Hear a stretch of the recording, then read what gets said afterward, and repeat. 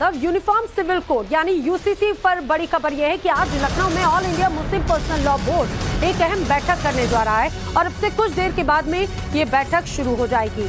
बताया जा रहा है कि इस बैठक में देश भर से बोर्ड के 51 एग्जीक्यूटिव मेंबर्स इस बैठक में शामिल होने वाले हैं। ऑनलाइन बैठक में बोर्ड के सदस्य यूसीसी पर अपना ड्राफ्ट तैयार करेंगे और उस पर चर्चा के बाद में लॉ कमीशन को सौंपेंगे।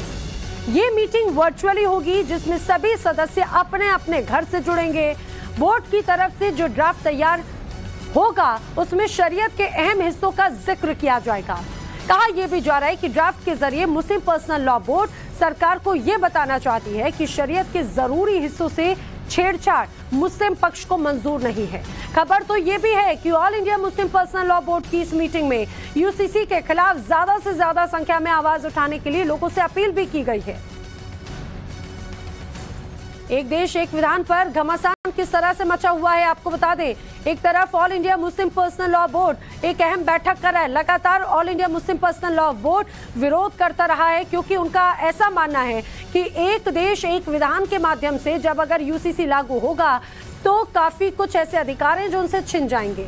वहीं 27 जून को अपने भोपाल दौरे में जब प्रधानमंत्री नरेंद्र मोदी ने यूसीसी यानी कि यूनिफॉर्म सिविल कोड का जिक्र किया तब से ही देश में हलचल बढ़ गई है।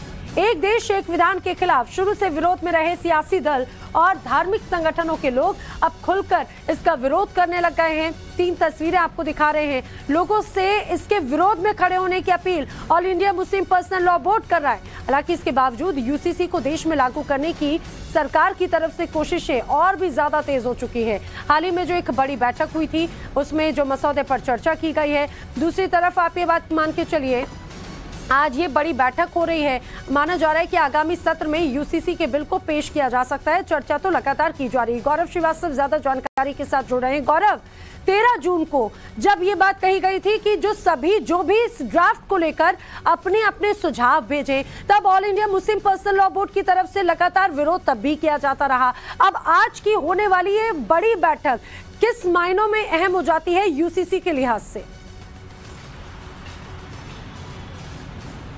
देखिए, अहम इस लिहाज से हो जाती है कि जो एक महीने का ड्यूरेशन दिया गया था लॉ कमीशन की तरफ से रिकमेंडेशन अपने देने के लिए यूसीसी पर, उसका समय खत्म हो रहा है, उसकी मियाद खत्म हो रही है। और ऐसे में all India Muslim personal law board चाहता है कि अपना ड्राफ्ट वो सौंप दे। कई हिंदू संगठनों ने भी अपना ड्राफ्ट सौंपा हुआ है।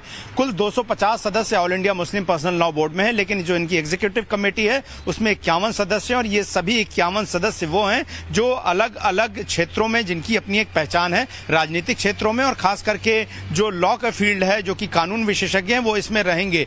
जाहिर तौर पर शरीयत के कानून को जो उसमें मूल बातें कही गई हैं, जो कि कुरान का जिस्ट है, जिनको फॉलो करने के लिए एक इस्लाम धर्म के अनुयायी को कहा जाता है, उससे छेड़छाड़ ना हो, उसको कहीं ना कहीं यूसीसी में शामिल किया जाए, इस तरह से ड्राफ्ट सौंपा जाएगा। लेकिन ये बात तय है कि रार छिड़ना तय है यूसीसी पर।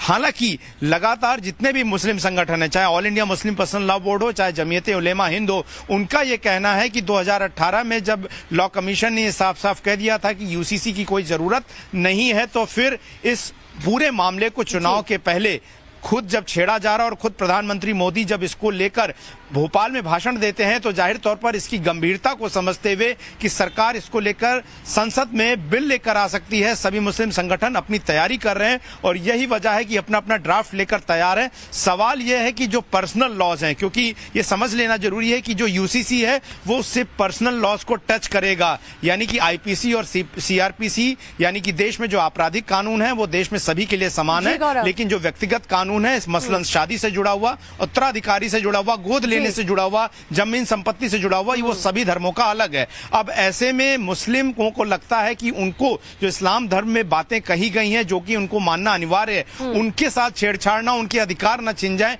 ऐसे में वो इस तरह का एक ड्राफ्ट देना चाहते हैं ताकि उनके जो मौलिक और धार्मिक अधिकार हैं वो सुरक्षित रहें। और यही वजह है गौरव, हमने देखा भी कि लगातार न सिर्फ विरोध कर रहे हैं बल्कि और लोगों को उकसा भी रहे हैं। हालांकि अब अपना ये खुद अब ड्राफ्ट आखिर कैसा उनका रहता है ये देखने वाली बात है।